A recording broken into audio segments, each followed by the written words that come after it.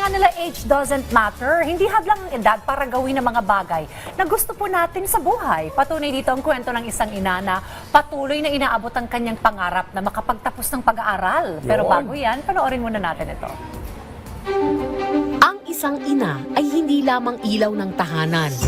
Isang liwanag na gumagabay hindi lang para sa kanyang pamilya, kundi maging sa sariling pangarap.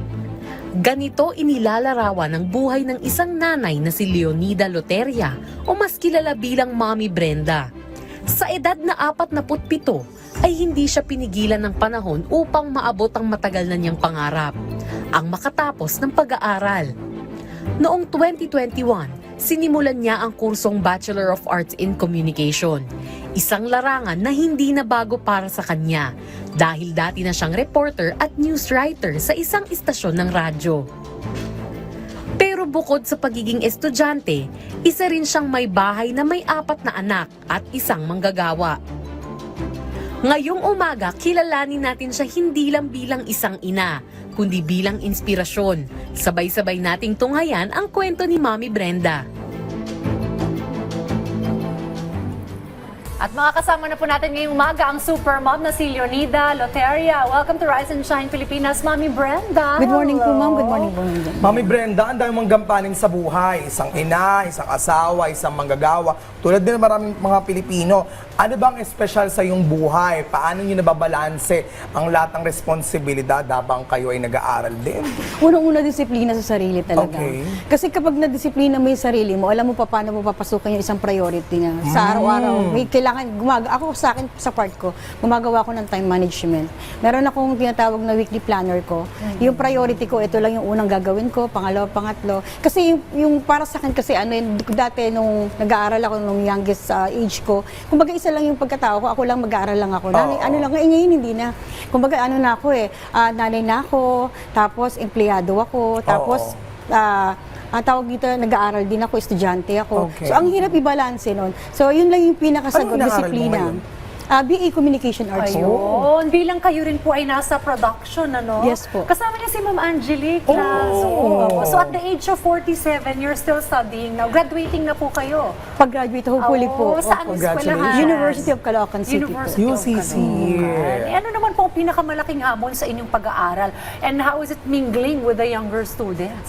Siguro yung pinakamalaking hamon na naranasan ko, yung yung financial status, kumbaga financial lack. Talagang yung budget ko dati kasi para sa mga anak ko lang, nahahati siya. Kumbaga kasama na ako doon. Do wala namang tuition dun sa amin, kumbaga miscellaneous fee lang. Pero talagang may mga project talaga na kinakailangan gawin mo siya. So talagang kumbaga kukuha ka talaga kahit paano na hihingi ka ng support system, hindi lang sa mga kumbaga sa kaibigan, particular dun sa husband ko talaga. Pero maganda kasi yung mga masashare mo sa classroom galing na sa experience. Totoo po. Ang tagal mo na sa industry. Also, pinili mo ang kursong Communication Arts. Bakit yun? Kasi naniniwala ako, para sa akin po, yun yung passion ko, yun yung gusto kong gawin sa buhay. Okay. Naniniwala ako kasi na ang communication ay isa itong mahalagang aspeto sa buhay ng tao. Kahit noong noong unang panahon pa naman, mahalaga na ang komunikasyon. Kasi kung naniniwala din ako sa kasabihan na kapag may magandang, ang isang lipunan nagkakaroon ng magandang lipunan dahil sa pag merong magandang komunikasyon. Kasi tsaka maraming oportunidad sa BA-Com, sa kursong to. Hindi lang pag sinabi mong BA-Com, nasa media lang ang papasukin mo. Pwede marami kang papasukin, hindi lang yung pagiging reporter, pagiging broadcaster. Pwede kang pumunta sa ibang industriya. Maraming industriya na pwedeng pasukin tulad ng halimbawa, for example, yung Marketing Communications, Public Relations. Yes, PR, Public Relations. Pwede kang maging communication corporate, gano'n. Pwede kang maging, basta maraming pintuan sa BA-Com. Siguro panghuli na lamang. Anong mensahe mo doon sa ilan pang mga kapwa mo ina na pangarap din siguro ipagpatuloy yung kanilang pag-aaral kahit na medyo may edad na o maraming responsibilidad rin sa buhay? Ako po, ma'am, sir, ma'am, ang mensahe ko sa mga nanay na katulad ko, kumbaga, maniwala lang kayo sa kakayanan nyo, lagi lang may possibility. Isipin nyo laging bukas yung posibilidad na matuloy kung ano yung pangarap nyo. Tapos isipin nyo na lahat ng tatahakin natin na landas, meron siyang responsibilidad. Pag sinabi mo responsibilidad, huwag nating isipin na yun na yung hadlang. Bagkus yung responsibilidad, gamitin natin yung bilang isang stepping stone, na ito pala yung magiging lakas ko, tsaka magiging, magiging daan ko para marating ko yung gusto kong pangarap.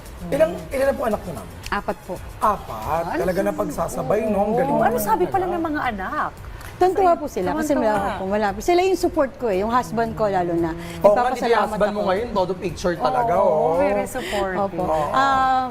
Siya rin yung nagtulak sa akin na ipagpatuloy yung pag-aaral ko. Tsaka yung youngest, yung eldest ko. So very supportive si asawa. Yes Go! Dahil sa sobrang support, ibigay ang panlimang anak. Okay, inspiring nga ang kwento ni Mami Brenda. Ngayong umaga, maraming salamat at saludo kami sa lahat ng katulad niyong mga ina na nagsisilbing inspirasyon sa lahat. Thank you, Mami Brenda. And Thank good you luck rin in po. advance. Congratulations. Congratulations. Sa ating po mga cars, huwag po kami alis dahil balita na sa pagbabalik ng morning show ng bayan ito ang Rise and Shine, Pilipinas!